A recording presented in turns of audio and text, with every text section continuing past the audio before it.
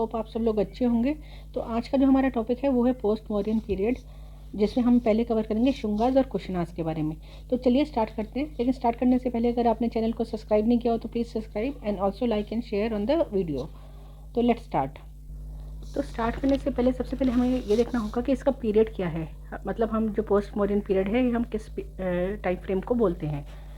तो जो मौर्यन एम्पायर था वो कोलैप्स हो गया था 187 BCE में, और उसके बाद जो गुप्ताज आए थे वो आए थे सेकेंड सेंचुरी BC से लेके आप सेकेंड सेंचुरी BCE से लेके आप बोल सकते हैं कि थर्ड सेंचुरी CE तक हमारा राइज ऑफ द गुप्ताज है। मतलब ये गुप्ताज इस पीरियड में राइज हुए हैं। तो ये जो बीच का पीरियड है, आप यहाँ से यह लेके यहाँ तक का जो पीरियड है, इसमें हमें इंडियन सब कॉन्टिनेंट में बहुत सारे पावर्स का राइज देखने को मिलता है। तो वही आज हम स्टडी करेंगे। और इसी पीरियड को क्या कहा जाता है? इसी पीरियड को कहा जाता है post Mauryan period. Post Mauryan period. इसी टाइम में, इसी ड्यूरेशन में हमारा जो रीजनल पावर्स हैं उनका भी राइज हमें देखने को मिलता है। कहाँ पे? North and north western India में रीजनल पावर्स का राइज देखने को मिलता है हमें। कहाँ पे? नॉर्थ इंडिया में और नॉर्थ वेस्टर्न रीजन में। और इसी के साथ हमें जो सेंट्रल एशिया है, सेंट्रल एशिया के साथ हमें कल्चरल कॉन्टैक्ट बढ़ा हुआ महसूस मतलब दिखाई देता है। अब जो इंडिया का जो नॉर्थ वेस्टर्न रीजन है उसका हमेशा से ही इन पावर्स के साथ कॉन्टैक्ट में हमेशा ही रही है। किसके साथ? ईरान के साथ, सेंट्रल एशिया के साथ, और आप बोल सकते हो कि अफ़गानिस्तान के साथ भी ये जो रीजन है ये हमेशा कॉन्टैक्ट में रहा है। अब ये जो रीजन्स है इनको आपको देख के ये पता लग जाएगा कि ये जो रीजन्स है ये ज़्यादा ग्रीनरी वाले रीजन्स नहीं। ये क्या है? ये सूखा वाला एरिया है, मतलब ये ड्राई, आप इसको लैंड बोल सकते हो, ड्राई लैंड। तो यहाँ पे जो नोमैडिक ट्राइब्स रहती हैं जो सेंट्रल एशिया में, तो इन जो नोमैडिक ट्राइब्स जो ये सेंट्रल एशिया में रहती हैं या फिर सेंट्रल एशिया से और कैस्पियन सी और चाइना के बीच वाला जो रीजन है, जो एरिया है, यहाँ पे इन ट्राइब्स के आपस में बहुत ज़्यादा कॉन्फ्लिक्ट होते थे। किसको लेके? मतलब सेटलमेंट को लेके और मूवमेंट को लेके कि ये लोग कहाँ पे सेटल होंगे। फिर जो मेजर डेवलपमेंट क्या हुआ? मेजर डेवलपमेंट ये हुआ कि जो चाइना ने अपनी वॉल बना दी। जब चाइना ने वॉल बना दी तो जो इन लोगों की जो नोमैडिक ट्राइब्स की जो मूवमेंट थी वो चाइना की तरफ होनी बंद हो गई। तो वो लोग इधर नॉर्थ वेस्टर्न तरफ आ गए। किस तरफ? इंडिया की तरफ आ गए। और नॉर्थ वेस्टर्न में भी कहाँ पे? अब ये जो नोमैडिक ट्राइब्स थी ये कौन कौन सी थी? ये थी आपके साइथियंस या शाकास, हुन, टक्स, इन सब के बारे में हम स्टडी करेंगे। और ये कहाँ पे थी? ये रहती थी सेंट्रल एशिया की ट्राइब्स थी ये। तो सेंट्रल एशिया की ट्राइब्स, वहाँ पे ज़्यादा फूड का नहीं है, कोई रिसोर्स नहीं है क्योंकि वो ड्राई लैंड है। तो इनको क्या, इनको ग्रीनर एरियाज़ की तरफ, ग्रीनर पास्चर्स की तरफ, आप बोल सकते हो कि ग्रीनर पास्चर्स की तरफ ये लोग हमेशा ही मूवमेंट करते रहते थे, कि मूव करने की सोचते थे। तो जब चाइना वाला जो रीजन है वो वहाँ से बंद हो गया तो ये इन्होंने क्या किया? इंडिया की तरफ मूव करना स्टार्ट कर दिया। और इंडिया में ये कहाँ पे आए? इंडिया का जो नॉर्थ वेस्टर्न पार्ट है ये यहाँ से, यहाँ पे एंट्री इन्होंने शुरू कर दी। अब इससे पहले जो आर्किमेनिड है या फिर जो अलेक्जेंडर है, इन लोगों ने पहले यहाँ पे कैंपेन किया हुआ था। तो ये जो रास्ता था ये फेमिलियर था। तो उसके बाद ये वाले जो ट्राइब्स है, ये सारे ट्राइब्स भी यहाँ पे सक्सेशन से एक एक करके आए हैं, जिसके बारे में हम स्टडी करेंगे। तो सबसे पहले इंडिया में ग्रीक्स आए, जिनको यवन भी बोला जाता है। फिर उसके बाद साइथियंस आए, साइथियंस को इंडिया में शाकास बोलते हैं। उसके बाद पार्थियंस आए, पार्थियंस को इंडिया में पल्लवास बोला जाता है। एंड सबसे लास्ट में आए कुशन्स। तो ये इनका माइग्रेशन का क्रोनोलॉजी है, first, second, third and fourth.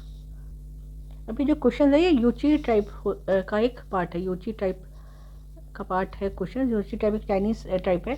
तो ये जो मूवमेंट है, ये जो जैसे जैसे इनका डिस्प्लेसमेंट होती रही सेंट्रल एशिया से, उसी ऑर्डर में ये लोग नॉर्थ वेस्टर्न इंडिया की तरफ मूव करते रहे। और ऐसा नहीं है कि मूवमेंट यहाँ पे रुक गई, इसके मूवमेंट और भी लोग आए। मूवमेंट ही जो है कि जैसा कि आपको बताइए, जो मूवमेंट होती है वो एक कंटिन्यूस प्रोसेस होता है। और ऐसा नहीं है कि जो मूवमेंट है ये वन डायरेक्शनल अभी हुई है। पहले भी इंडिया के जो रूलर्स थे उन्होंने सेंट्रल एशिया और वेस्ट एशिया की तरफ से अपना कॉन्टैक्ट बना के रखा हुआ था। जैसे कि हमें जो अशोका की जो इंस्क्रिप्शंस हैं मॉडर्न रूल में, हमें उसकी इंस्क्रिप्शन जो है वो कंधार में भी मिली हैं। और कंधार में हमें बाइलिंगुअल इंस्क्रिप्शन मिली है कंधार में, जो कि अफगानिस्तान का पार्ट है। बाइलिंगुअल मिली है, बाइलिंगुअल मतलब 2 लैंग्वेजेस में मिली है, एक तो ग्रीक में और एक अरमाइक में। इसकी स्पेलिंग थोड़ी सी देख लेना, ये है अरमाइक। अशोका ने अपने इंस्क्रिप्शंस में योन या यवन जिसको बोलेंगे उसका रेफरेंस भी देके रखा है। वो क्या है, ये ग्रीक लोगों को ये बोलते थे और ग्रीक रूलर्स का भी मेंशन इसमें करा हुआ। अब ये तो हो गई नॉर्थ वेस्टर्न की बात की। नॉर्थ वेस्टर्न में हमने देख लिया कि कौन कौन से जो ट्राइब्स हैं, जो सेंट्रल एशिया से जो ट्राइब्स थे, नोमैडिक ट्राइब्स, वो मूवमेंट हुई थी, उनका ऑर्डर भी हमने देखा। अब लेकिन ऐसा नहीं है कि सिर्फ नॉर्थ वेस्ट में हुआ। जब मौर्यन एम्पायर का डिक्लाइन हुआ तो उसके बाद सेंट्रल एशिया में एंड ईस्ट एशिया में, और आप बोल सकते हो कि डेक्कन में, यहाँ पे भी अलग अलग हमें डायनेस्टीज़ का राइज देखने को मिलता है। जैसे कि ईस्ट में हमारे पास आए हैं शुंगा डायनेस्टी, जिन्होंने मौर्यन डायनेस्टी को सक्सीड किया था। ऐसे सेंट्रल एशिया में कानवा डायनेस्टी, और डेक्कन में सातवाहना डायनेस्टी जो इम्पोर्टेंट डायनेस्टीज़ है, इसने रिप्लेस किया था डेक्कन में जो मौर्यन जो एम्पायर था उसको। तो हम जो भी मेन जो ये जो डायनेस्टीज़ हैं इनके बारे में हम स्टडी करेंगे। पर उससे पहले जैसे कि आपको पता है, हमें सोर्सेज पता होने चाहिए कि हमारे सोर्सेज क्या हैं, इनसे हमें ये इनके बारे में पता चलता है, या जिससे हम ये डायनेस्टीज़ के बारे में स्टडी करते हैं। तो हम सोर्सेज की बात करेंगे। तो जो सोर्सेज है उसकी हम डिटेल्ड वीडियोस भी बनी हुई हैं, सीरीज़ ऑफ वीडियोस हैं, जिसमें आपको ज़रूर देखनी चाहिए हिस्ट्री पढ़ने से पहले कि सोर्सेज क्या हैं, हमारे एंशिएंट हिस्ट्री के जो सोर्सेज हैं। और लेकिन यहाँ पे भी हम ब्रीफ में एक बार बात कर लेते हैं सोर्सेज की। तो इसके लिए सबसे पहले तो जो सोर्स है वो है महाभाष्य ऑफ पतंजलि, महाभाष्य ऑफ पतंजलि, जो कि एक ग्रामर बुक है पतंजलि। इस दिव्यदान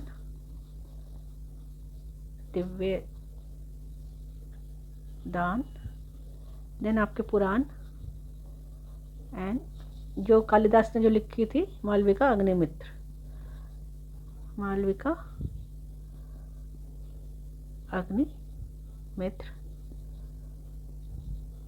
ये जो बुक है ये कालिदास ने लिखी थी, मालविका अग्निमित्र। इसको दोबारा से लिख देती हूँ, मालविका अग्निमित्र। फिर उसके बाद हमारे पास है हर्षचरित्र,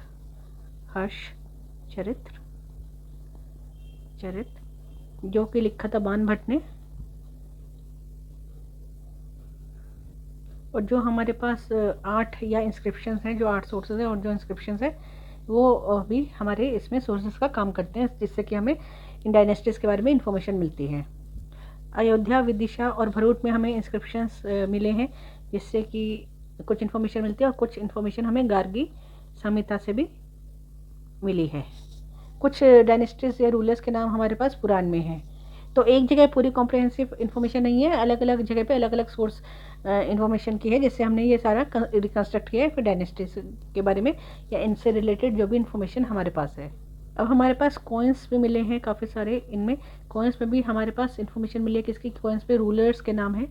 तो इसको हमने सप्लीमेंट किया है किससे, हमारे पास जो सेंट्रल एशिया के जो इंस्क्रिप्शंस हैं या सेंट्रल एशिया के जो सोर्सेज हैं उनसे। जैसे जो ग्रीक और लैटिन जो सोर्सेज है, ग्रीक एंड लैटिन सोर्सेज है, उसमें जो सेंट्रल नॉर्थ वेस्टर्न इंडिया के जो रूलर्स हैं उनकी बात कही गई है। और ऐसे ही आप बोल सकते हो कि जो कंधार में जो सोर्सेज मिले ये खरोष्टी स्क्रिप्ट में मिले, खरोष्टी स्क्रिप्ट में। ये जो इंस्क्रिप्शन है ये हमें कहाँ मिले, ये हमें कंधार आप बोल सकते हो, कंधार और सेंट्रल एशिया वाले रीजन्स में हमें ये इंस्क्रिप्शंस मिले हैं। तो ये हमारे सारे सोर्सेज हैं। तो कौन कौन से सोर्सेज की हमने बात की, हमने महाभाष्य जो पतंजलि का है, फिर हमें देवदाना पुराण से हमें इंफॉर्मेशन मिलती है, मालविका अग्निमित्र जो कि हरिश्चंद्र ने जो कि कालिदास ने लिखी है, एंड देन हरिश्चरित्र जो कि बाण भट्ट ने लिखी है। इसके अलावा हमारे पास इंस्क्रिप्शंस कॉइन्स हैं हमारे पास, जिसमें रूलर्स के पिक्चर्स और रूलर्स का नाम मेंशन होता है। गर्गी संहिता है जिससे इन्फॉर्मेशन मिलती है। और अपार्ट फ्रॉम दैट हमारे पास जो इन्फॉर्मेशन है वो हमारे पास इंस्क्रिप्शन से मिलती है, क्योंकि ग्रीक और लैटिन जो सोर्सेज है उनमें भी नॉर्थ वेस्ट जो इंडियन रूलर्स थे उस टाइम के, उनकी बात कही गई है। और जो कंधार और सेंट्रल एशिया में हमें खरोष्टी स्क्रिप्ट है, इसमें हमें इंस्क्रिप्शंस मिलते हैं। ऐसे ही एक जो पाली वर्क है जो जिसको मिलिंद पन्हो, ये बहुत फेमस वर्क है मिलिंद पन्हो। तो ये क्वेश्चंस ऑफ मिलिंद है, जो इसमें मिनेंदर नाम के एक रूलर का मेंशन किया हुआ है, मिनेंदर। जो जिसको बोला गया है ये यवन रूलर था। यवन मतलब ग्रीक, जो पहले ही मैंने बताया था, ये यवन ग्रीक रूलर को इंडिया में यवन बोला जाता है। और तो मिलिंद पन्नों का जो लिटल मीनिंग होता है वो भी वही होते हैं, the questions of Milind, the questions of Milind. तो जो ये बुक है इससे हमें बुद्धिज़्म और ये जो रूलर था इसके बारे में काफ़ी हमें इन्फॉर्मेशन इस बुक से हमें मिली है। तो ऐसे ही हमें चाइनीज़ हमारे पास सोर्सेज हैं जिससे हमें सेंट्रल एशिया और नॉर्थ वेस्ट एशिया में जो डायनेस्टीज या जो इवेंट्स हैं उसकी हमें इन्फॉर्मेशन मिलती है। जैसे कि एक चाइना में एक हान डायनेस्टी थी, तो ये अर्ली हान और लेट डायनेस्टीज थी। इससे हमें इनके जो रिसोर्सेज हैं इनसे हमें इन्फॉर्मेशन मिलती है किसकी, यूची टाइप की, जिसको इंडिया में कुशन्स भी बोला जाता है, कुशन्स, जिसकी हमने पहले बात भी की है अभी। तो इसकी स्पेलिंग थोड़ी सी आप देख लेना, इसकी स्पेलिंग है एग्जैक्टली इसको इस तरह लिखा जाता है, यूचेस। तो ये सारे हमारे क्या है, ये सारे हमारे लिटरली सोर्सेज हैं जो हमारे पास अवेलेबल हैं। तो जैसे कि मैंने पहले भी बोला है कि ये वाले जो लेक्चर्स है ये काफ़ी ज़्यादा डिटेल्ड लेक्चर्स है। इससे आपको अपने ग्रेजुएशन में, पोस्ट ग्रेजुएशन में और कॉम्पिटिटिव एग्जाम्स में काफ़ी हेल्प मिलेगी अगर आपको डिटेल में स्टडी करनी है इंडियन हिस्ट्री। तो please subscribe to the channel. तो अब बात करते हैं हम शुंगा डायनेस्टी की। तो शुंगा डायनेस्टी की बात करते हैं। अब शुंगा डायनेस्टी में अब हमने पढ़ा है पहले जो मौर्यन था, जो लास्ट मौर्यन किंग था, जो लास्ट मौर्यन किंग था उसका नाम था last Mauryan king, last Mauryan king उसका नाम था बृहद्रथ।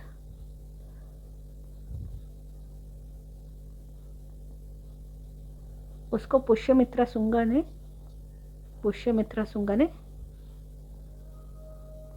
180 BC में मार दिया था। यहीं से हमारा जो शुंगा जो मौर्यन एम्पायर है इसका एंड हो गया था, और जो शुंगा जो एम्पायर है उसकी शुरुआत हो गई थी। इसको कोरबोरेट किसने किया, इसका कोरबोरेट किया है बान ने, जो कि कोर्ट पोएट था। कोर्ट पोएट था, किसके कोर्ट में था ये पोएट, ये था हर्षवर्धन के कोर्ट में। और हर्षवर्धन क्या था उस टाइम, कन्नौज का ये लीडर था, कन्नौज का राजा था हर्षवर्धन। अब ये जो शुंगास थे ये कौन थे, ये शुंगास जो थे ये ब्राह्मण्स थे, और इनका रेफरेंस हमें उपनिषद में भी मिलता है, हमें वैदिक टेक्स्ट में हमें इसका रेफरेंस मिलता है। जैसे जो बृहद नायक एक उपनिषद है उसमें किसकी बात की हुई है, उसमें शुंगी पुत्र की बात की हुई है जो कि एक टीचर है। तो अगर आपने वैदिक वाले भी लेक्चर्स अभी तक नहीं देखे तो आप उनको भी जाके देख सकते हैं। तो जो पाणिनि है, पाणिनि जिन्होंने अष्टाध्यायी लिखी थी, उनसे हमें पता चलता है कि जो ये शुंगास थे ये भारद्वाज गोत्र के थे, उनके कहना है भारद्वाज गोत्र के थे ये। और जो कालिदास की जो मालविका अग्निमित्र है जिसके बारे में अभी हमने सोर्सेस में देखा, वो अग्निमित्र को पुष्यमित्र का बेटा कहा गया है। ये जो मालविका अग्निमित्र है ये अग्निमित्र के ऊपर ही ये जो लिखी हुई है, और उसमें जो अग्निमित्र है उसको बैम्बिक कुल का बताया हुआ है, बैम्बिक कुल का बताया हुआ है, बैम्बिक कुल। और ऐसे ही जो बौद्ध्यान स्रोत सूत्र, तो हमने सूत्र और स्मृति वगैरह की बातें हमने प्रीवियस लेक्चर्स में करके रखी हुई है, तो आप वो लेक्चर्स भी देख सकते हैं। तो इसमें जो बैम्बिक है इनको कश्यप बोला गया है। तो अब ये कॉन्फ्लिक्टिंग स्टेटमेंट्स हैं कि जो पुष्यमित्र की ये भारद्वाज गोत्र के ये शुंग थे या फिर ये कश्यप जो लीनियज होती है उसके ये बैम्बिक थे। तो ये अलग अलग चूँकि रेफरेंस है इनका अलग अलग तरीके से इनको रेफ़र किया गया है, तो ये कॉन्फ्लिक्टिंग इनमें थोड़ा सा कॉन्फ्लिक्ट है। तो ये कॉन्फ्लिक्टिंग आप एक तरह से बोल सकते हो, ये कॉन्फ्लिक्टिंग स्टेटमेंट्स है जो कि हमें अलग अलग सोर्सेज से मिलती हैं। लेकिन इन सबसे हमें ये बात क्लियर है कि जो पुष्यमित्र थे ये एक ब्राह्मण थे, क्योंकि इनका हर्षचरित्र नाम की जो बुक है जो कि बाद में लिखी हुई है, लेटर बुक है, उसमें भी जो पुष्यमित्र है उसको ब्राह्मण बोला गया है। तो पुराण के अकॉर्डिंग, जो पुराण है उसके अकॉर्डिंग 112 साल तक शुंगास ने राज किया। जो शुंगास जो रूल था वो 112 साल तक इंडिया में था, शुंगास रूल इन इंडिया। मगध जो थी इनकी वो मेन सिटी थी। एंड ये जो इसके बारे में जो इन्फॉर्मेशन है ये हमें पुराण में मिलती है, और बाण भट्ट के जो हर्षचरित्र है उसे मिलती है। उसमें क्या इन्फॉर्मेशन मिलती है, ये कि जो लास्ट जो मौर्यन किंग था उसने पुष्यमित्र शुंगा ने उसको मारा था और अपना रूल एस्टेब्लिश किया था। तो पुराण के अकॉर्डिंग पुष्यमित्र ने 36 साल तक राज किया था एंड उसके बाद उसका जो सन एंड सक्सेसर था वो था अग्निमित्र और उसके बाद था वासुमित्र। पुराण में 10 जो शुंगा रूलर्स हैं उनके बारे में मेंशन है, लेकिन हमें अग्निमित्र, वासुमित्र, पुष्यमित्र और एक और इनके जो रूलर थे वो थे धनदेव। इसके अलावा हमें जो बाकी जो रूलर्स हैं उसके बारे में कोई भी हिस्टोरिकल हमारे पास सोर्सेज नहीं है, तो हम वो जो इन्फॉर्मेशन है हम वो कोरोबोरेट नहीं कर सकते हैं। अब जो पुष्यमित्र जो शुंगा है उनका जो एनकाउंटर है वो बैक्ट्रिया में रहने वाले जो ग्रीक थे, जिसका बैक्ट्रियन ग्रीक भी बोल सकते हो, बैक्ट्रियन ग्रीक, उनके साथ इनका एनकाउंटर का भी मेंशन है। जैसे मेंशन है ये हमारे महाभाष्य जो पतंजलि ने लिखी हुई है उस बुक में भी इसका मेंशन है कि ग्रीक इनकर्जन्स होते थे, जिसको ये लोग यवन बोलते थे, ग्रीस को। और ये सेम इन्फॉर्मेशन हमें युग पुराण है इसमें भी हमें ये सेम इन्फॉर्मेशन ही मिलती है। ये जो ग्रीस थे इन्होंने 2 सिटीज़ पे कब्जा किया था, उसकी भी इन्फॉर्मेशन हमारे पास अवेलेबल है। एक था सकेत और दूसरा था मध्यमिका। तो ये अयोध्या जो प्रेजेंट अयोध्या सिटी है उसके आसपास का ये एरिया है यूपी में, और ये जो मध्यमिका है ये चित्तौड़ जो राजस्थान में है, चित्तौड़ उसके ये पास का एरिया है।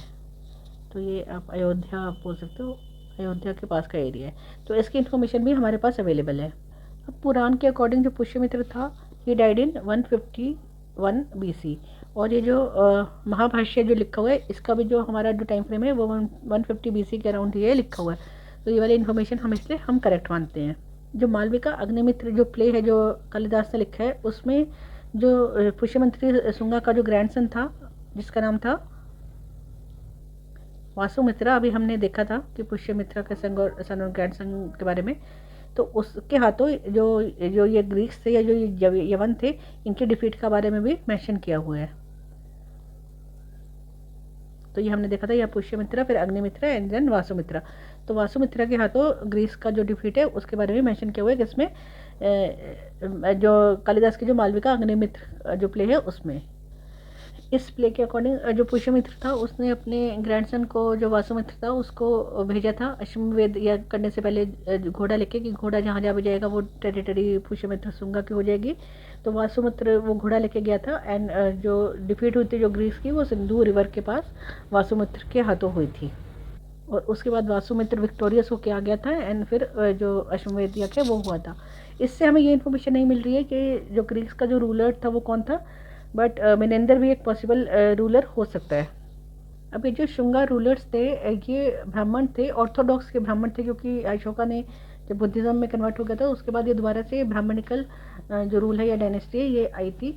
और इसका हमें पता कैसे चलता है, अयोध्या में 2 इंस्क्रिप्शंस है जो धनदेव ने इंस्क्राइब किया हुआ है। धनदेव के 2 इंस्क्रिप्शंस है अयोध्या में। धनदेव जो कि इनका एक रूलर था, तो उसने उसमें 2 अश्वमेध यज्ञ की बात की जो किसने करवाया था, पुष्यमित्र ने। ऐसे जो बुद्धिस्ट के जो सोर्स है वो ये क्लेम करते हैं कि पुष्यमित्र शुंग जो था वो बुद्धिज़्म के अगेंस्ट था। जैसे कि दिव्य दान में मेंशन किया हुआ है कि पुष्यमित्र ने सारी जो मोनेस्ट्रीज जो अशोका के टाइम पे बिल्ट हुई थी वो सारी की सारी उसने डिस्ट्रॉय कर दी थी। ये भी कहा जाता है कि एक कुकुट अरामा मोनेस्ट्री है जिसके बारे में आप थोड़ा सा याद रखोगे, ये कहाँ पे, पाटलिपुत्र में है, पाटलिपुत्र में। तो इसको भी डिस्ट्रॉय करने की कोशिश शुंगा ने की थी, और उसने 100 दिनार का जो प्राइस है वो हर एक बुद्धिस्ट मॉन्क के सिर पे रखा था। हालांकि ये सारे जो क्लेम्स हैं ये दिव्य दान में हैं, लेकिन ये सारे जो कि काफ़ी एक्सेजरेटेड माने जाते हैं, क्योंकि हमें दिखाई देते हैं कि जो उस टाइम के जो स्तूपास थे उनका रिपेयरिंग का काम भी इसी टाइम में हुआ है। तो अगर एक तरफ वो रिपेयर कर रहा था स्तूपास और दूसरी तरफ वो डिस्ट्रॉय कर रहा था, तो ये दोनों कोरोबोरेट ये स्टेटमेंट्स नहीं हो रही हैं। स्तूपास को और बुद्धिस्ट जो मॉन्यूमेंट्स हैं उनके रिपेयरिंग का काम का जो डेट है वो भी इसी जो शुंगा डायनेस्टी है इसी टाइम पीरियड में है। अभी इसी पीरियड से हमें दिखाई देता है कि जो किंग्स थे इन्होंने बहुत जो टाइटल लेने स्टार्ट कर दिए थे, ग्रैंडियोस टाइटल्स लेने इन्होंने शुरू कर दिए थे। जैसे कि महाराज, अशोका को आपको याद होगा कि अशोका सिर्फ अपने आप को राजा कहता था, इन लोगों ने महाराज, राजा राज या आप शहनशाह ये सब टाइटल्स इन्होंने अपने आप को देने शुरू कर दिए थे। और जो वैदिक सेक्रीफाइसेस थे जिसके बारे में हमने पढ़ा, जैसे राजसूया या फिर अश्वमेध, राजसूया या अश्वमेध, ये सब सेक्रीफाइसेस भी इन्होंने राजा की पावर दिखाने के लिए ये सारे स्टार्ट कर दिए थे। अश्वमेध सेक्रीफाइसेस ये सब इन्होंने स्टार्ट कर दिए थे राजा की पावर को दिखाने के लिए। और ये डिविनिटी जो हमारा कंसेप्ट है कि डिविनिटी ऑफ किंग दिखाने के लिए कि जो किंग है वो डिवाइन है, आम लोगों से हटके है और गॉड के वो पास है। तो डिविनिटी ऑफ किंग का जो कंसेप्ट है ये यहाँ से स्ट्रॉन्ग होना स्टार्ट हो गया था। इनका जो लास्ट किंग था वो था देवभूति, जिसको 75 BC में इसके ही जो ब्राह्मण एक मिनिस्टर था जिसका नाम था वासुदेव, तो वासुदेव ने मार दिया था और अपनी कान्वा जो डायनेस्टी है उसकी शुरुआत कर दी थी, कान्वा डायनेस्टी की। तो नेक्स्ट वीडियो में हम जो ये शुंगा डायनेस्टी है इसका हम एडमिनिस्ट्रेटिव स्ट्रक्चर देखेंगे, एडमिनिस्ट्रेशन के बारे में हम देखेंगे और उसके बाद साथ ही हम देखेंगे कल्चर।